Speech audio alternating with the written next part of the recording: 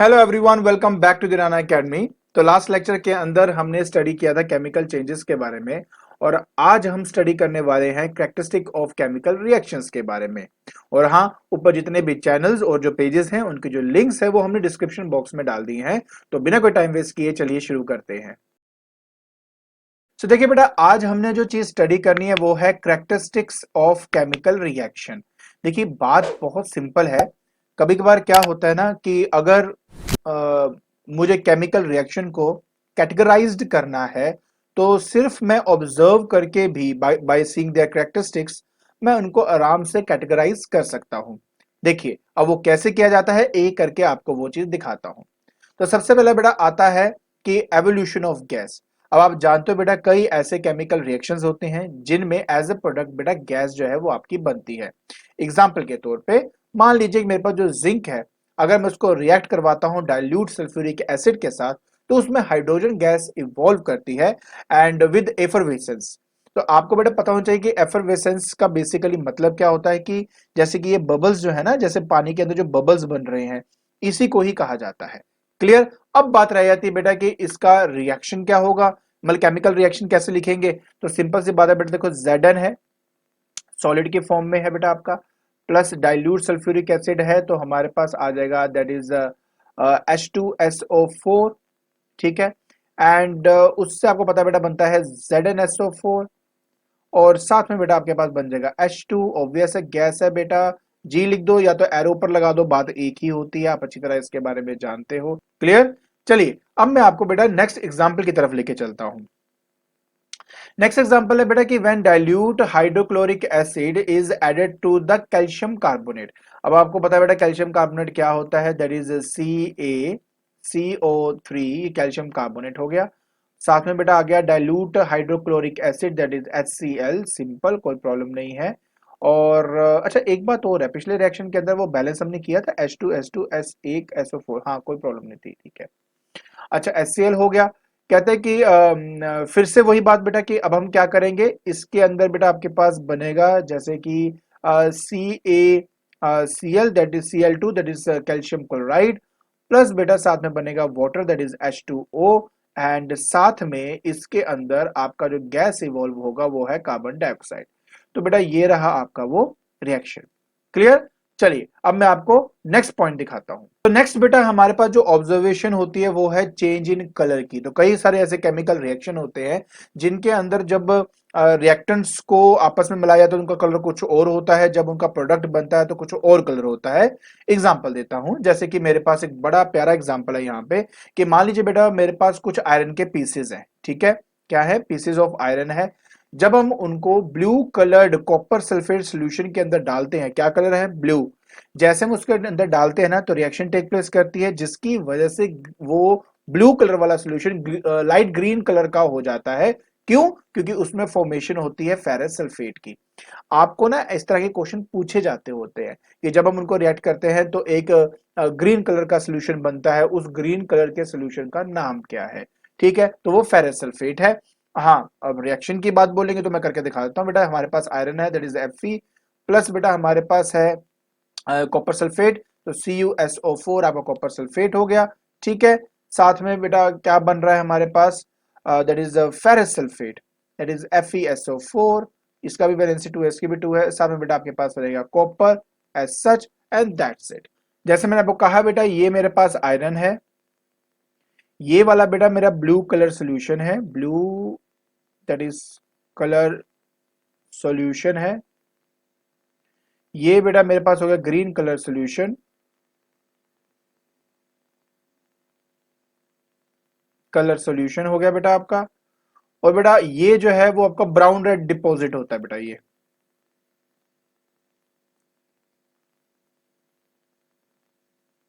ठीक है जी। तो बेटा इस तरीके से आपने अपना ये रिएक्शन लिखना था। तो नेक्स्ट एग्जांपल मेरे पास है बेटा कि जब एक कॉन्सेंट्रेटेड सल्फ्यूरिक एसिड जो है उसमें हम कॉपर को ऐड करते हैं तो blue solution of copper sulphate जो है वो आपका बच जाता है। देखिए सिंपल सी बात है, क्या होता है कि मेरे पास यहां पर है दैट इज कॉपर, है ना, तो Cu, प्लस बेटा मेरे पास है कॉन्सेंट्रेटेड सल्फ्यूरिक एसिड, तो हो गया H2 SO4, ये मेरा कॉन्सेंट्रेटेड है बेटा आपका। अच्छा, क्या क्या बनता है? सबसे पहले तो बेटा बनता है of course copper sulphate, CuSO4 बेटा, ये आपके पास बनेगा। प्लस बेटा आपके पास बनता है H2O वाटर, और साथ में बेटा सल्फर डाइऑक्साइड SO2, ये सब बेटा आपका बनता है। बात रहेगी बेटा इसको बैलेंस करने की, तो CuCu रहा, S आपके पास यहाँ पर 2 है, ठीक है जी।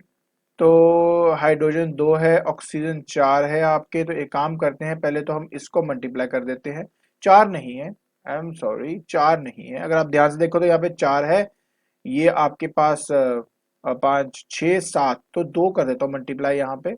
इससे क्या होगा कि इवन नंबर बन जाएगा ये। तो 4 और 4 8 अब आपका बन चुका है। 2 से बस मल्टीप्लाई कर दो, तो हाइड्रोजन 4 हो गए, हाइड्रोजन 4 हो गए, कॉपर 1, सल्फर 2, ऑक्सीजन, देखो बैलेंस हो चुका है आपका। बहुत आसान होता है आपका, ठीक है ना। तो ये बेटा दो तरह की ऑब्जर्वेशन थी जो मैंने आपके साथ डिस्कस करनी थी। चलिए अब हम नेक्स्ट ऑब्जर्वेशन की तरफ चलते हैं। तो नेक्स्ट ऑब्जर्वेशन है बेटा आपकी फॉर्मेशन ऑफ प्रेसिपिटेट्स की। क्या होता है ना कि कुछ केमिकल रिएक्शन आपके टेक प्लेस करते हैं जिनके अंदर इनसॉल्युबल सॉलिड सब्सटेंसेस बन जाते हैं जो नीचे सेटल डाउन हो जाते हैं, और हम उनको प्रेसिपिटेट कहते हैं। एग्जाम्पल, जैसे कि मेरे पास यहाँ पर ये पर्टिकुलर केमिकल रिएक्शन में पता नहीं कितनी बार करवा चुका हूँ आपको, अब आपको शायद याद हो गया होगा कि जब हम एक सिल्वर नाइट्रेट को ऐड करते हैं सोडियम क्लोराइड के सोल्यूशन के साथ, तो ऑटोमेटिकली हमारे पास सिल्वर क्लोराइड जो जो कि व्हाइट कलर प्रेसिपिटेट होता है, वो आपका फॉर्मेशन होती है। तो देखिए बेटा सिल्वर नाइट्रेट जैसे AgNO3, this is silver nitrate. अब इस सिल्वर नाइट्रेट के साथ हमने क्या ऐड करना है? Sodium chloride, that is NaCl को। क्या बनेगा? अच्छा, ये भी बेटा एक्वा स्टेट के अंदर है, ये भी आपका एक्वा स्टेट के अंदर है। और साथ में बेटा आपका बनता है AgCl, AgCl, राइट? हाँ बिल्कुल ठीक है, AgCl है आपका। ये बेटा आपका प्रेसिपिटेट है, और ये व्हाइट प्रेसिपिटेट है, व्हाइट प्रेसिपिटेट है ये आपका, ठीक है। साथ में बेटा आपके पास क्या बनेगा? That is NaNO3, NaNO3, and that's it, हो गया। तो ये बेटा आपकी रिएक्शन हो गई। क्लियर ना? इजी है, हो जाएगा। चलिए आगे देखते हैं।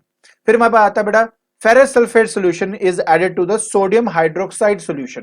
फेरस सल्फेट का मतलब होता है बेटा FeSO4, this is ferrous sulphate.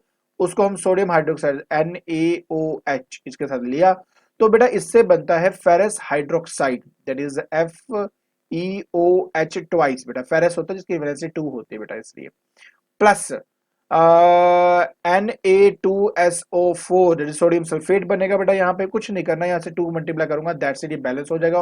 और ये होता है बेटा आपका डर्टी ग्रीन कलर, इसका ग्रीन कलर होता है। तो बेटा ये सिंपल सी रिएक्शन है, ठीक है। देखिए बहुत सिंपल सिंपल होता है, आपको ना एग्जांपल से देखो पता होनी चाहिए। अगर आपने मान लो किसी चीज को एक्सप्लेन करना है तो एक एग्जांपल से एक्सप्लेन करोगे ना, तो ये आप एग्जांपल्स याद रखो। हाँ, बैलेंस की टेंशन लेनी, बैलेंस करनी आपको आती है, एटलीस्ट एक तो आपको याद होना चाहिए ना। जैसे कि मेरे पास ऐसा होगा तो, और वैसे भी जो सिल्वर क्लोराइड वाला था इतनी बार हमने यूज कर लिया, वैसे वो रिएक्शन याद हो जाएगा कि कौन सा व्हाइट प्रेसिपिटेट आपका बनता है, ठीक है ना। तो चलिए अब हम चलते हैं बेटा अपने नेक्स्ट ऑब्जर्वेशन की तरफ। एंड लास्ट ऑब्जर्वेशन है बेटा हमारी चेंज ऑफ स्टेट। आपको पता है कई सारे ऐसे केमिकल रिएक्शन होते हैं जिनके अंदर जो रिएक्टेंट्स है उनका स्टेट कुछ और है। स्टेट का बेसिकली मतलब होता है जैसे सॉलिड, लिक्विड या गैस, उनका स्टेट कुछ और है, लेकिन जब वो रिएक्ट कर जाते हैं तो उनका स्टेट ही बिल्कुल चेंज हो जाता है। बहुत अल्टीमेट हमारे पास एग्जांपल्स है।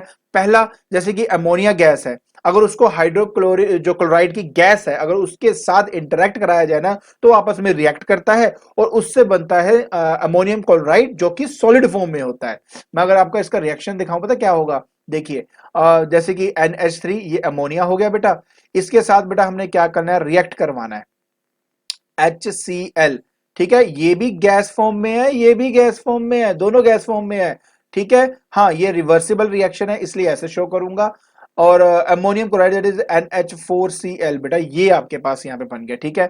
तो इस पर्टिकुलर रिएक्शन के अंदर क्या होता है कि ये गैस है, ये गैस है, बट ये क्या है आपका? सॉलिड। तो देखिए स्टेट का चेंज हुआ ना। उसी तरह एक और बढ़िया एग्जांपल है, जैसे कि मेरे पास कार्बन है, सल्फर है, दोनों सॉलिड है, लेकिन अगर उनको आपस में मिलाकर हीट किया जाए ना, तो वो एक कार्बन डाइसल्फाइड बनाते हैं जो कि लिक्विड होता है। जैसे कि एग्जांपल के तौर पर बताता हूं, कार्बन हो गया, ठीक है, मेरे पास सल्फर हो गया, ठीक है जी, इससे बन गया बेटा कार्बन डाइसल्फाइड, लाइक दिस। और ये बेटा आपका लिक्विड है, ये आपका सॉलिड है, और ये भी आपका बेटा सॉलिड है। हाँ, बैलेंस करने के लिए सरफेस के साथ 2 आएगा तो यहाँ पे 2 आ जाएगा। तो देखा, कई ऑब्जर्वेशन को देखकर भी हम आराम से इन जो रिएक्शंस को आराम से कैटेगराइज कर सकते हैं। ठीक है, तो आज के लेक्चर के अंदर हमने जो पहला पार्ट है दैट इज पार्ट ए, उसकी थ्योरी हमने डिस्कस कर ली है। इसके साथ आपका ये पार्ट खत्म हो जाता है। नेक्स्ट लेक्चर के अंदर ऑफ कोर्स मैं इनके जो क्वेश्चन आंसर है वो जरूर डिस्कस करूंगा। हाँ, अगर आपको मेरी वीडियो पसंद आ रही है तो please like it, share it and subscribe it. आज के लिए बस इतना ही। Thank you so much.